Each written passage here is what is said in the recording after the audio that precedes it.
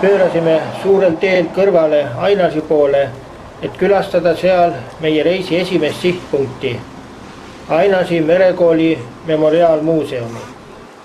Räägitakse, et Ainasi on Läti üks väiksemaid linnu. Linna nimetus tuleneb liivi keelest. Ainagi tähendas liivi keeles üksildast. Ainasit võib täie õigusega pidada Lätimaa meresõiduhälliks. Algselt oli Ainasi kalurite ja käsitööliste linn. Kahel kalurist vennal Mikkelsonil õnnestus saada nii rikkaks, et nad suutsid parun Mellinilt osta Ainasi mõisamaja.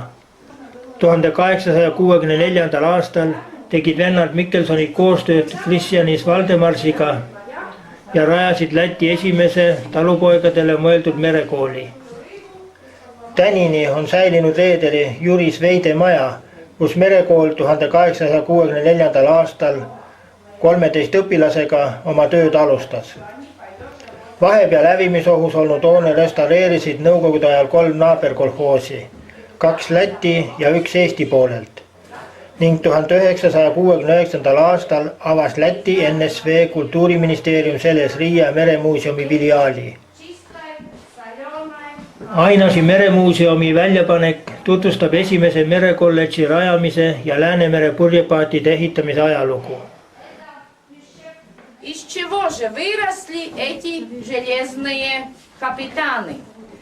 Потому что когда в дальнейшем капитан был только, ему было 8 lет, он Kokkuvõtteks võib öelda, et merekooli avamine 20. sajandi algul aitas märkimisväärselt kaasa Ainasi sadama kui ka kogu linnakese arengule. Ka väljas muuseumi aias on vaadata nii mõndagi. Tähelepanu köidab ankrute kollektsioon. Natuke eemale jääb skulptuurigrupp, mis kujutab vendasid Andreis ja Juris Veidesid, Jaanis Mikkelsonsi ja kartulikotte. Muuseumi sissepääsu ette muruplatsile on aga püstitatud mälestussammas Läti merenduse loojale Kristjanis Valdemarsile. Ainasist võtsime suuna teise Läti väikelinna Staitsele peale. Staitsele linnake asub Loode-Lätis Limbaži rajoonis Salatsi jõe ääres. Muinasajal oli kalarikas Salatsi Eesti ja Liivi asustuse piiriks. Praegu meenutavad kunagist soome-ugri asustust arvukad kohanimed ja murdejooned. Viimase aastakümne jooksul on just Staitselest saanud keskus, kus uuritakse Salatsi maakonna liivlaste kultuuripärandit ja ajalugu. 1999. aasta 27. märtsil avati linna vanimas majas, mis on ehitatud 1860. aastal, liivlaste kõrtsmuuseumi infokeskus Piivalind, Toonekurg ehk sõna-sõnalt tõlgituna Püha lind. Liivi muuseum Piivalind tutvustab külastajatele Salatsa maakonna liivlaste kultuuripärandit ja annab ülevaate Staitsele ajaloost.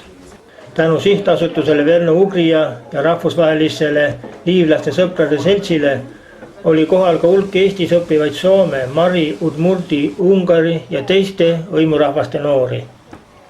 Peale muuseumiga tutvumist tegime väikese jalutuskäigu ka õues. Meile näidati Staitsele vapilinnu Toonekure pesapuud. Ka peremees nimega professor oli ise kohal.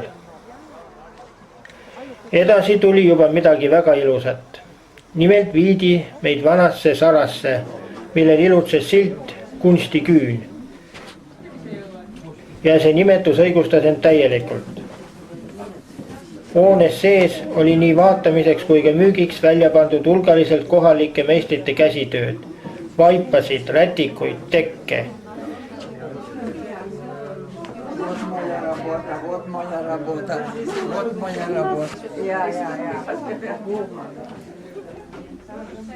Milline värvide küllus.